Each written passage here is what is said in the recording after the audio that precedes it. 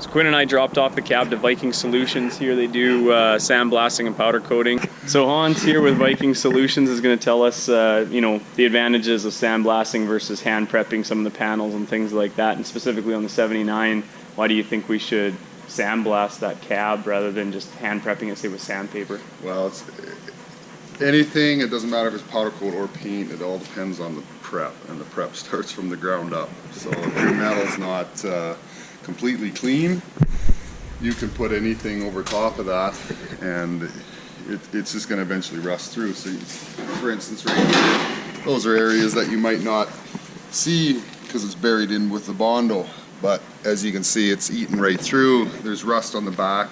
It's going to eat its way back, you know, coming back through. So I mean, you can put the best paint job on top of anything, it's not going to last. So it's always from the ground up.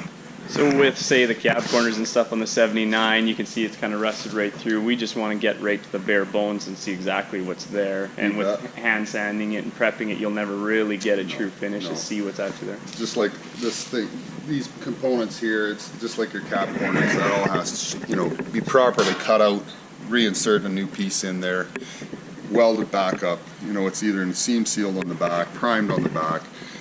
Like I say, it starts from the ground up. It's about it works on any different material that you have. If it's not prepped properly or blasted to a white finish, this is, you know, it's fairly white. It's not 100%. You know, there's still some spots, but that's going to be reblasted after the welder's done his work on it.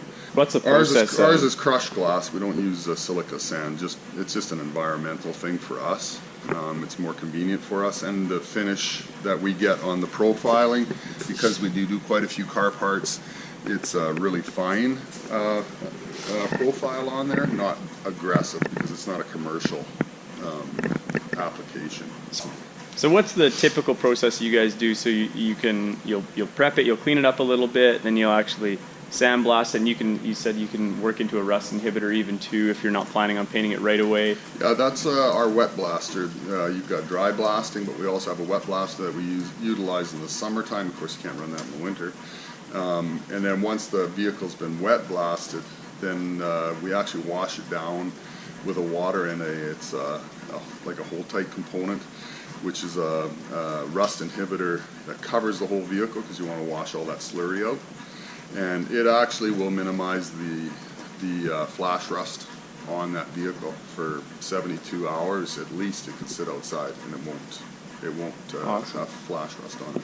Now with the 79, we're gonna sandblast the cab, but then we're probably gonna hand prep the rest of the panels. Yep. It's gonna match really well with all that. There's no problems with Absolutely. matching that. Yeah, no, it's once it's been blasted, then we don't do body work, of course. Here we're not in that business, but the painter or your bodyman's going to look at that and smooth out any imperfections on the panels and apply any Bondo. I guess that has to be done.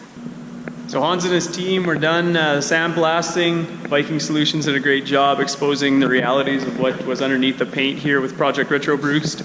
Now we have it to TDR Customs, and Trevor Osinski is going to be working on doing all the body work on this, the metal work, fabbing up any parts that he needs to, and hopefully using as many prefab patch panels as we can order to facilitate in the cost and the ease of filling in cab corners like this. And you can see the sandblasting really exposes everything in this truck, everything underneath the paint. So what you think maybe is a small little rust hole, in reality underneath that paint is actually quite a bit bigger, and you can see kind of some of the areas on the old RETROBOOST here. So we'll have to do cab corners like we figured. This door is actually a lot better than I kind of originally expected. Just one small kind of hole here. And we'll do A pillar here, and then this B pillar here. It's got some holes in it. But the cab and floors, actually, Trevor was going through it, surprisingly good condition for the era and the use of the truck. These crew cabs, as we mentioned before, traditionally used so much for work trucks that they kind of got used and abused over the years, but this 79's hold up pretty well. One little small hole here in the floor, otherwise, it's not that bad. That B pillar here is going to have to be quite a bit of hours into that to get that back. This A pillar is not too bad on this side, but this rear door here, you'll see, will require an outer skin and an inner skin. It'll take a bit of time to get this one back.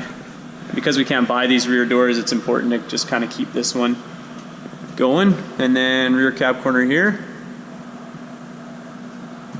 And yeah, we'll just keep working away, getting Project RETROBOOST closer on the road.